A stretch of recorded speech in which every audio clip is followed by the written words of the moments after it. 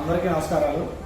ఈ మధ్య మన తాడేపూడి ఒక నాయకులు బీజేపీ పార్టీలు విపరీతంగా ప్రయత్నం చేసి వాళ్ళు బాబు వద్దు, నువ్వు మాకు వద్దు, నీ చిల్లర వేషాలని మాకు తెలుసని వాళ్ళు చేర్చుకున్న తర్వాత ఈ ఉన్న పార్టీలు ఇన్ఛార్జి పోద్దేమో అని ఇప్పుడు ఊరు ఏ ఎలక్షన్ లేకపోయినా ఊరు తిరుగుతూ పాపం ప్రయత్నాలు చేసుకుంటున్నారు.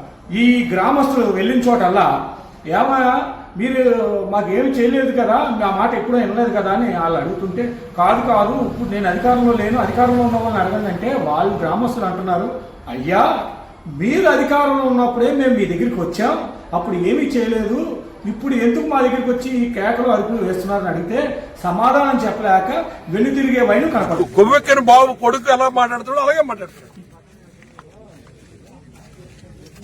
ఇది ఇంటర్నేషనల్ బకలారెట్ అంట, ఈయనకి దాని గురించి ఏమైనా తెలుసా? 5 ఏళ్లు పరిపాలించిన ముఖ్యమంత్రి అన్నవాడు, ఆ జగన్ అన్నవాడికి ఆ మూర్ఖుడు తెలుసా అని. నీ స్థాయి ఎంత, నువ్వెంత, నీ బతుకెంత? ఇవాళ నువ్వు రేషన్ బియ్యాన్ని అందరి దగ్గర కొనుక్కుని రీప్యాకింగ్ చేసుకుని అమ్ముకుని పెడుతున్నావు. నువ్వు ఎక్కడ రీప్యాకింగ్ చేస్తున్నావు రేపు పొద్దున అంటే అది కూడా తెలుస్తాడు. ఏం మాట్లాడుతున్నావు?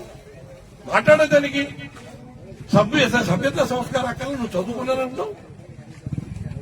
ఒక విషయం చెప్పామంటే ఒకవేళ మన ప్రభుత్వం అటువంటిదైనా చేయడానికి అవకాశం ఉందేమో ఆలోచించండి, చెప్పడానికి చెప్పాలి. నువ్వు ఏదో ఒక స్కూల్ మెయింటైన్ చేస్తున్నావు అంటే నేను ఇక్కడ జగన్పేటలో ఉన్న గట్లన్నీ తవ్వేసుకుని శుభ్రంగా నీకు స్కూల్ అంతా పూర్తి చేసుకుంటానికి మొత్తం దొంగసాటుగా తోలేసుకుంటావు. అదే తెలుసా నీకు? ఏంటి నీకు తెలిసింది?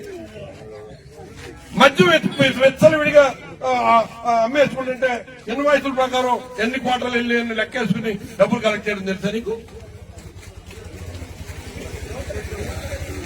ఇంకా తాడేపల్లిలో జరగని అన్యాయం అక్రమం ఉంది. కోడి పందాలంటే ఇక మాకు ఇక్కడ అంజబాబు చెప్తాండి, మా రోజు మా జగన్పేటలో రోజు కోడి పందాలు